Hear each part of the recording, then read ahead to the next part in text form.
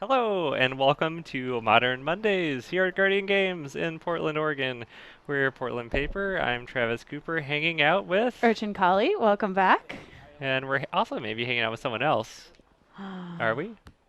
We may or may Maybe not? not No, we're have a not right now. producer. He's silent in the corner. But let's get us started here on round one. We are already underway with a matchup between Merfolk and the Celestial Kirin deck. Are you familiar with this combo? Yeah, you're playing some spirits, you're playing some cards from Kamigawa, you're trying to Armageddon your opponent. Yeah. I a one-sided Armageddon, I mean, that's always fun, right? For one player. I do love blowing up lands. Okay, so it looks like Eli here has led on a Noble Hierarch following a Giver of Runes, so no second land. Jared's got the perfect start of an Ether Vial. He's going to find his second land, and that's going to be a Master of the Pearl Trident, one of his many lords, I believe. Yeah, one of at least, usually fluctuating between 10 and 12 lords. Well, it was a Master of the Pearl Trident, and now it is exiled. Merfolk, a deck that doesn't mind that extra land for sure. Yeah, Merfolk seems to go back and forth between splashing colors and then the 3 and 4 drop slot. Are you going to play Kira? Are you going to play Mirror Regery? How many Master of the Waves are you going to play? But usually is able to utilize most mana plus Aether Vial because almost all your cards are either going to be Merfolk, with the exception of Aether Vial, maybe like 4 of Dismember or a Bounce Effect or something of the Yeah. sorts. And they have some interaction in their deck as well, some counter magic. And just they have enough redraws that they don't tend to run out of gas to the same level that a lot of Ether Vial decks do. I mean, they can, but they have a little more redraw. Yeah, your Spreading Seas is going to draw you a card. Mhm. So Eli here has put out a Thalia, which I think in this matchup may be better as a 2/1 first strike. Though in this particular instance, not looking good against two lords. Eli's just looking for one more land if he's got a Kirin. Armageddon could be better against an Ether Vial deck. So, so here's Knight of Autumn, gonna target Ether Vial with its Destroy an Artifact ETB mode. In response, we're gonna see an activation of that Ether Vial. So Ether Vial activation is gonna resolve. Harbinger of the Tides, I believe, is what we've got. This is valid. You can give it protection in response. Yes. Alright, Harbinger tried to balance a Hierarch. We're using the Giver of Ruins to give it pro blue. So now we have a 4/4 and 2/3/3s, which is still pretty frightening. Thalia still gets in.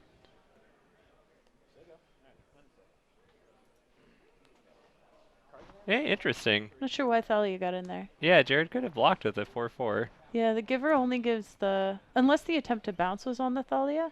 No, it I was thought on it the was the Hierarch. Hierarch as well. That was just a very confident attack, and I guess no bluff was I, called. I, there was a recent Mythic Championship involving Paulo Vitor Damarosa where he made a questionable attack that just slid right through. Unclear whether it was intentional or not. All right. Jared swings for 10 and Eli drops the 7 here.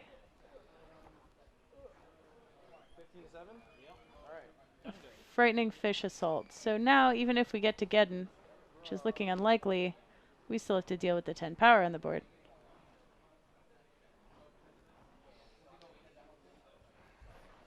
And any kind of card like Spreading Seas or Seas Claim could just make this an unblockable attack. Yep. So at least Eli isn't natively playing islands, but that is how Merfolk can... You know, it's a surprisingly effective, aggressive deck. Maybe I shouldn't be so surprised. We are going to see an Ugin's Conjurant for 1. He does blocks. That is about all he's going to be doing right now. 1/1 Ballista, who also does blocks. Maybe we can double up Knight of Autumn plus Ballista. Just gang block some things and try to survive. Ugh. Here's another Harbinger. Targeting the Noble Hierarch, trying to cut Eli off on his mana. We're going to protect that again with the Giver.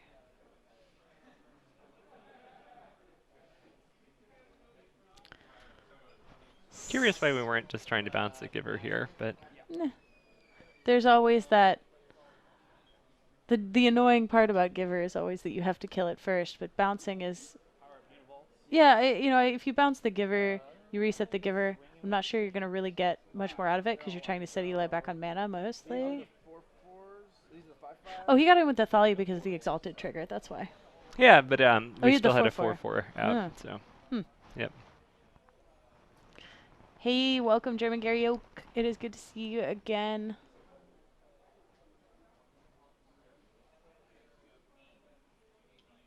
All right.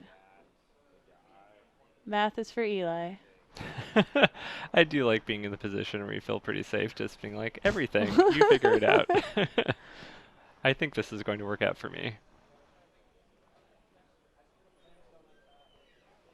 I do an excessive amount of calculations as attacker. I should do less. But how is this going to come out?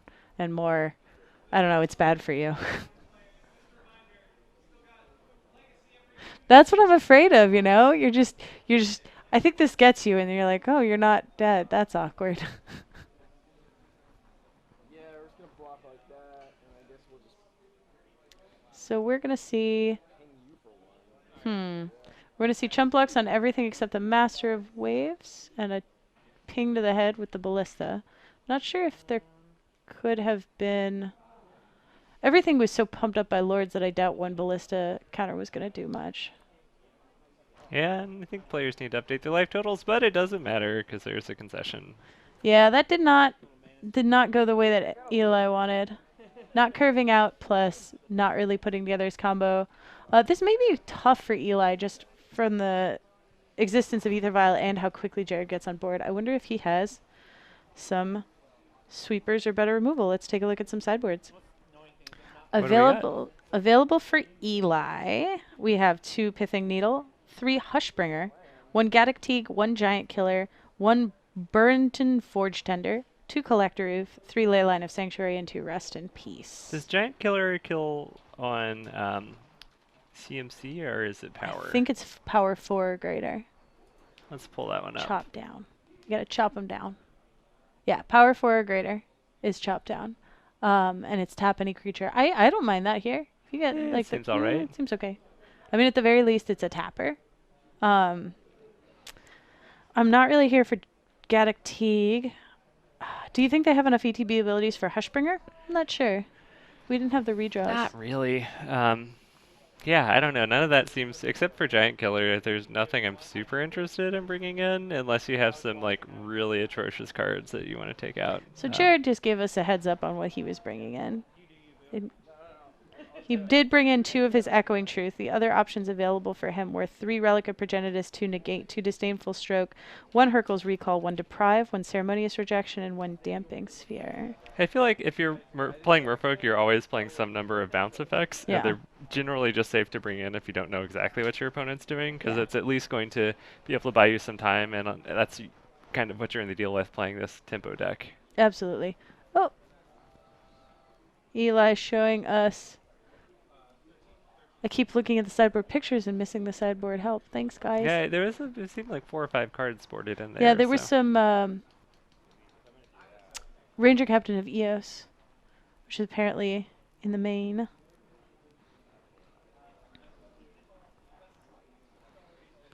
But we are bringing those out, looks like.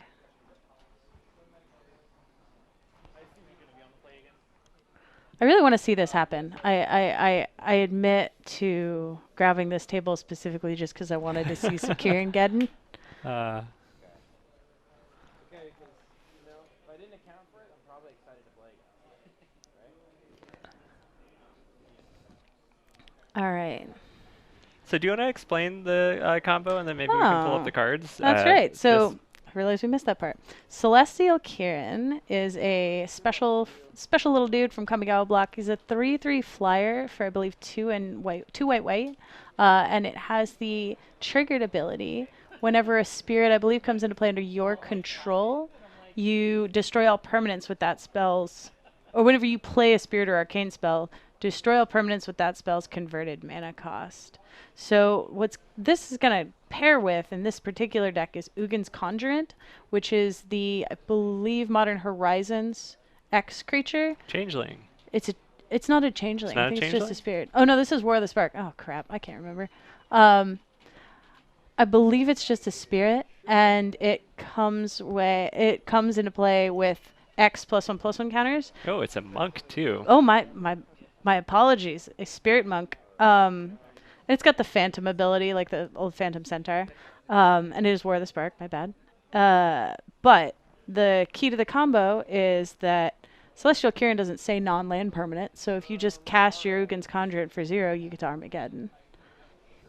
Which it seems like if you're, playing a bunch of creatures, and especially you're playing mana dorks here, you can as long as you're a little bit ahead on the board, you're probably in a good spot if you Armageddon with this deck. But I don't think it's the best strategy against a deck like No. Merfolk. I think that in this particular matchup, this is not the best thing you could be doing. Against decks that are slower to get on board, it makes a lot of sense because you just put them so far behind that they'll never catch up. We're going to pull up the classic, the absolute classic.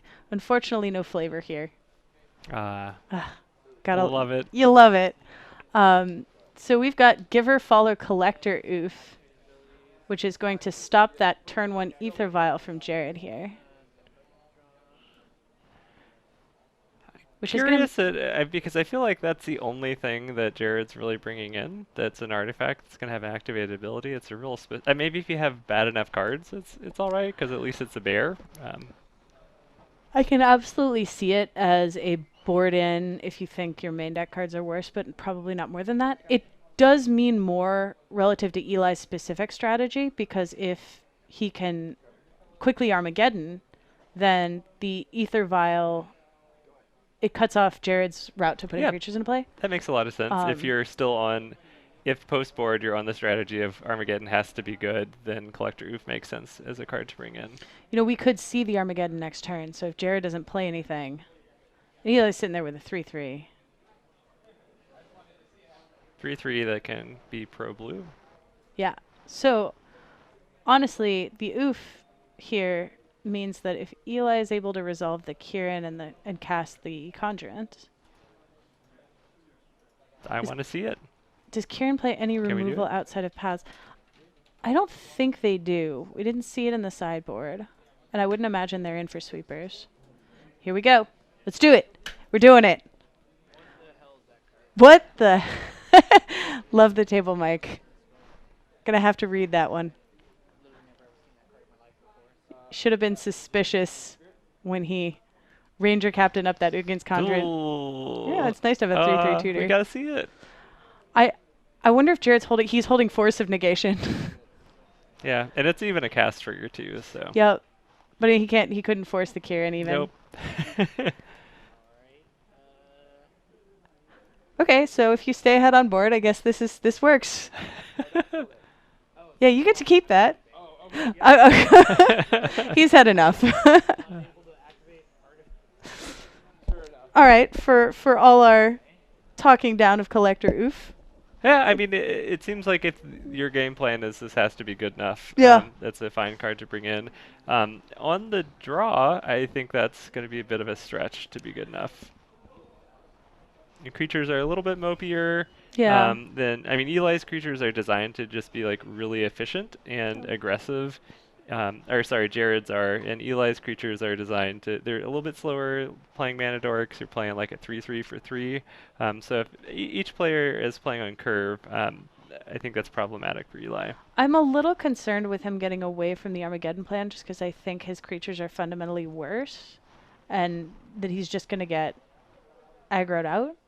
But I absolutely agree with you that on the draw, that Armageddon plan is really slow. So you're kind of in your if you were in Eli's shoes, you're just thinking this is a bad matchup. Yeah. Hopefully our plan works, but it's not worth changing gears because anything else is just going to be worse than plan A. I think I am. I hope that the draws line up in my favor.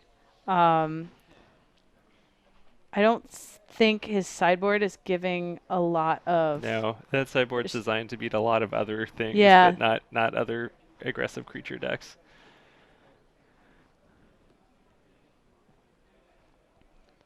Are we going to do Pioneer? Oh, maybe at some point we'll be doing Pioneer. It's a little bit challenging to just figure out schedules, and stuff hasn't been. There's not one big Pioneer event that's happening in Portland. There's a lot of Pioneer evenings that are really like spread out. So once stuff settles down and maybe we consolidate into, we know there's a regular night that's happening somewhere, that's a thing that we'll definitely do in the future, but we don't have any set schedule to do that right now. So now that Jared has seen what's going on, he's cited out his force of negations in favor of disdainful strokes. If he also dropped a deprive for a negate. I'm not sure negate is great against Eli. I'm not sure he has much more than path. Wait, so we cited out of deprive in favor of negate? I think so. I think Yeah. that's what I saw. Because I would have liked the other way around. I think so personally. too. I could have missed that. I do like swapping in disdainful stroke for force because I just don't think force hits anything. No, yeah, there's just basically one thing that matters. Yeah. As long as you have a somewhat of a playable hand. Yeah, Eli here noting that game one playing out that Ugin's Conjurant to block was a giveaway of information, and I think I agree with that, that if you're in the position that you're chump blocking and you're unlikely to be able to pull out that game, I would probably concede or at least not play out the Conjurant. I feel like the level of knowledge one would have for Modern would have to be pretty deep to recognize what the deck is. I'd know. With Ugin's Conjurant. But when it first came out, I remember when it was spoiled, it was like the hot thing for a week, and then nothing ever happened with it, and it's sort of been left in the wayside. But it was the newest, hottest, most brokenest meme deck. Yeah. And then everyone realized it was terrible, and oh well. It didn't even stick around as long as Cheerios did. No.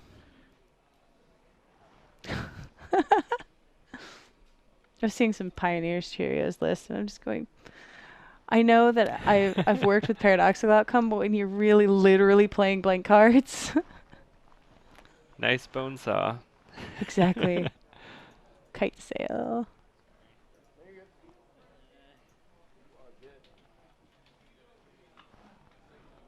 If I'm Jared, I'm kind of just ignoring.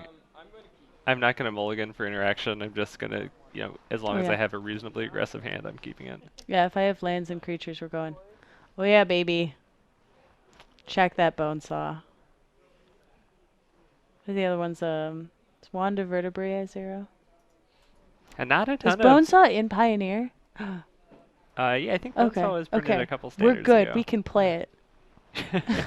I keep having that problem in Pioneer. I'm like, I have a sweet deck idea, and half the cards are not in the formats. I am really surprised when I watch like pros like streaming and talking about Pioneer, how many pros are like, oh, I should be playing around Kiki Jiki, and it's like Kiki Jiki's not in the format. Like, how long have you been playing Magic?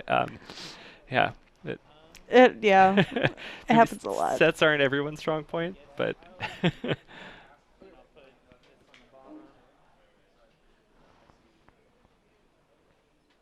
I saw someone try to play Mana Leak the other day in Pioneer. I had to call a judge. I was like, I'm sorry, but I wish. I would be also playing Mana Leak were that an option. Blue might not be terrible. Sorry. Permission, I mean, might not be terrible. Yeah, there's the 2-mana counterspell slot in Pioneer, unless you're playing a lot of dragons or a lot of wizards, is pretty poor. Yeah, it's really just all the narrow counters. You'd have to line up a real suite of like negate, disdainful stroke, but you can't. There aren't really good soft counters that are general. Yeah, I guess censor. Yeah, you get censor. But I was reading a really interesting article today about Pioneer. So Eli is fetching a land here, so I don't want to get too far away from the game. But there was a really good article by Ari Lax about Pioneer and sort of why aggro decks are so good and why the format's so play draw dependent. I think we could talk about that in a minute. But Jared is going to play a Fairy Conclave Island into a Harbinger of the Tides. Oh, I think we got a Lord there, right? Oh yeah. It's a Master Master of the Pearl Trident. Trident. That's one of them. Uh, my mistake. It's one of those 2-mana fish. I can't see the fishes for the school. Oh. It's a land. It has become a land. Mystical Dispute is not bad, but again, it's one of those narrow counters. Otherwise, it's sort of a expensive mana leak, and that's okay. Ooh, look at the shell butt. Sorry. Just never noticed that before. It's like the short shorts for Merfolk. Oh my. Yeah, it's about as stylish. I love short shorts. I'm trying so. Come summertime, guys. Portland paper. Travis loves short shorts. All right, Cavern of Souls naming Merfolk. Are we gonna get 2/2 drops or just 1/2 drop? No, I think we're holding up. We might be holding up some kind of interaction here. Usually Merfolk is gonna be pretty bottlenecked at 2, so once you hit 4 mana, that's a good spot to be at. Yeah, I wouldn't be holding up Disdainful Stroke here since Eli is not presenting 4 mana. And I then don't know we if watch he has Eli like Simeon Spear Guide into. You know what? You got it. Okay, Knight of the Reliquary is fine. Huh. Merfolk Trickster targeting the knight. We're just gonna flash into Merfolk Trickster. Have a It's little, so have some tricky. tempo time. I would probably tap the Giver here just to keep an untapped blocker.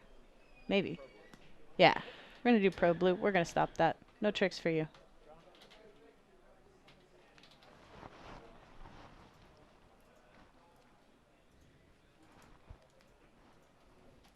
I love this card, by the way. It's a very interesting card with a lot of play. Trick. It's tricky stuff to remove abilities. It's a tempo card with tap and flash. It's like has always been really fun to play with. Yeah, this to me feels like a really balanced and fun and interesting card. Yeah, you have a lot of choices when you play it, but none of them are like that oppressive. It's a 2/2 for 2 that has flash, which is like good. Yeah. It's all right, but It's not like some other cards since printed.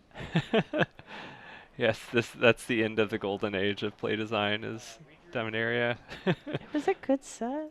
Like We get a Reejerey. So now if we have another Merfolk, we can tap or untap a permanent.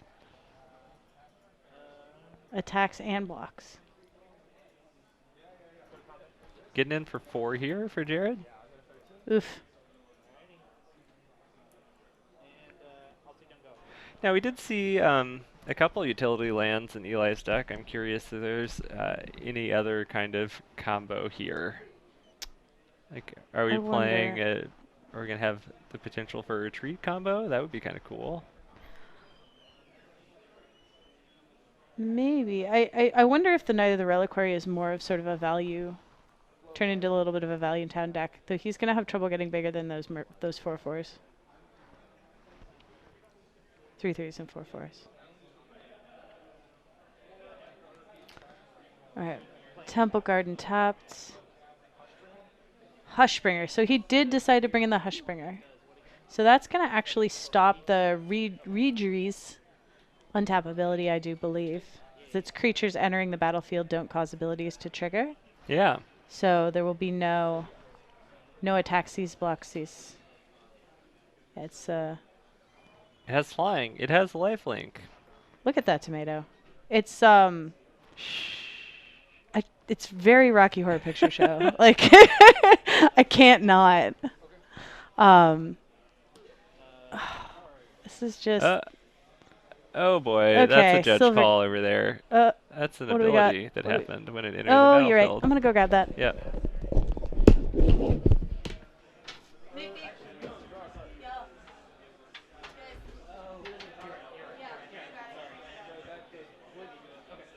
What happened? Does it go back? Yeah, sorry. I haven't played against Hushbringer. I haven't even played with it, so I didn't know. I forgot that Hushbringer stops the reveal from me. So Hushbringer You should stops let that. Adam know that they knew the cards that were in hand, though, because it was revealed. That's where we're at. Because of what? It was revealed with the... The card was known. Played that, revealed that, and that's the other one. Yeah. So you know that this for sure is that card? I know that for sure. That's the... Oops.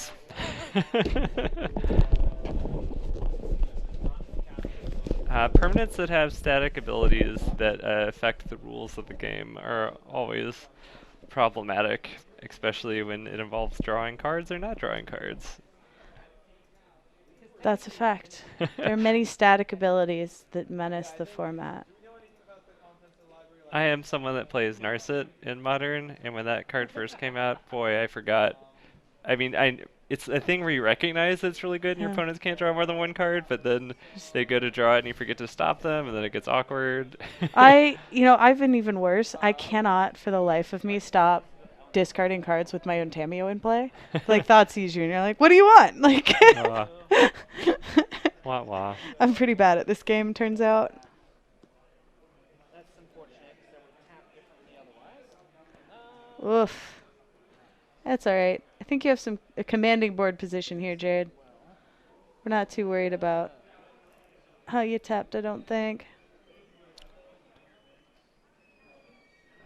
Eli's gonna have to do something a little fancy to get control of this board.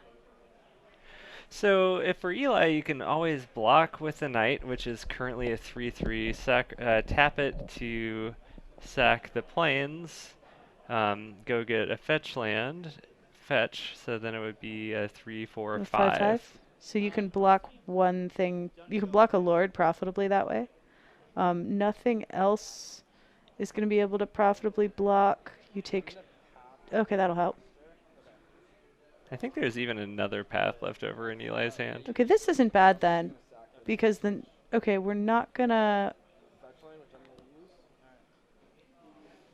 Okay, so we're not planning to block with the knight this turn. So we're gonna. Eli's gonna drop to 12. Yeah, we passed the turn for Oh. Jared. Yep, and we're in end step here.